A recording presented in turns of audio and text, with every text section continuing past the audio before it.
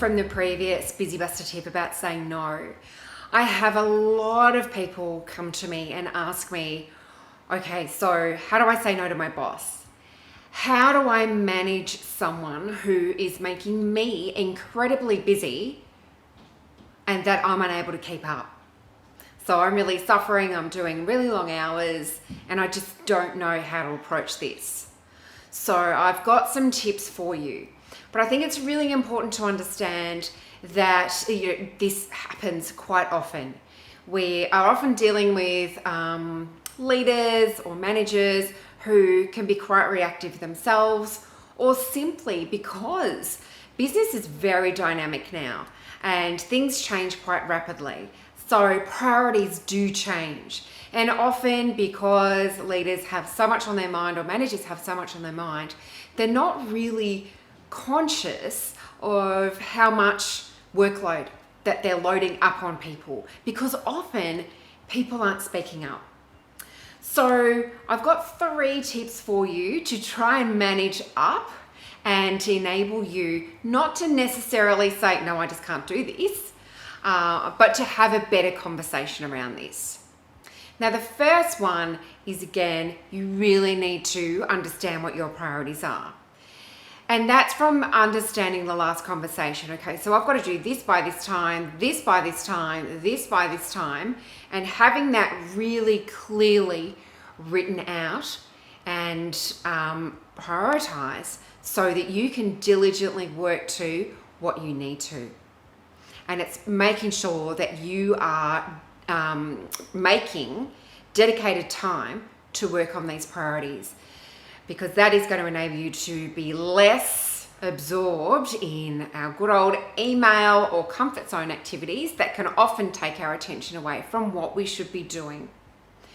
The second thing is, when your manager or leader comes to you and says, right, I want you to do this now, this is due by this time, this is urgent, and the urgent thing, or ASAP, is something that we really need to get good at addressing.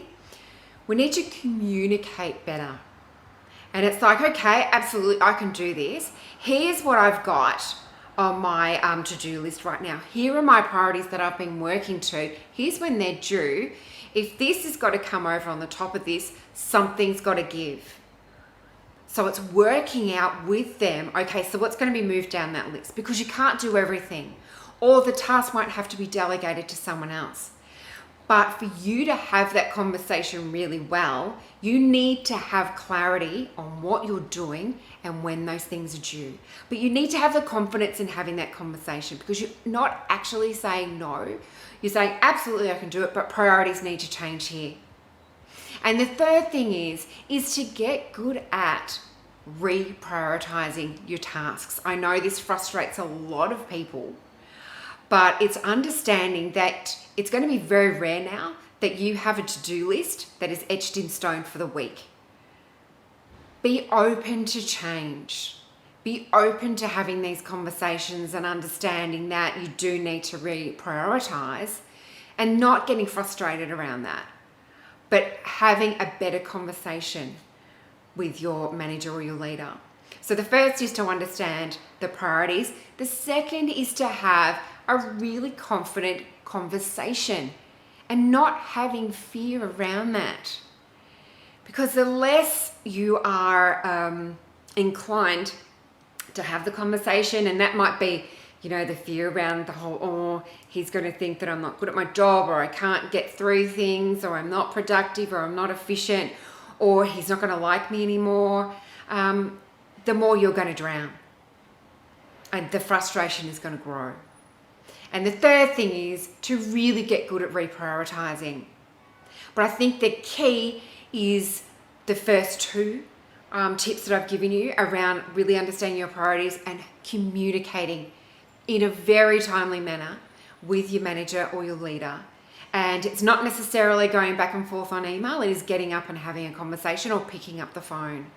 And this is going to enable you to build a really much better relationship with your manager or leader, and for them to enable them to understand exactly what's going on with your workload. And if other people are doing that in the business as well, it's going to enable them to get a really good grasp of what's going on and when things are due.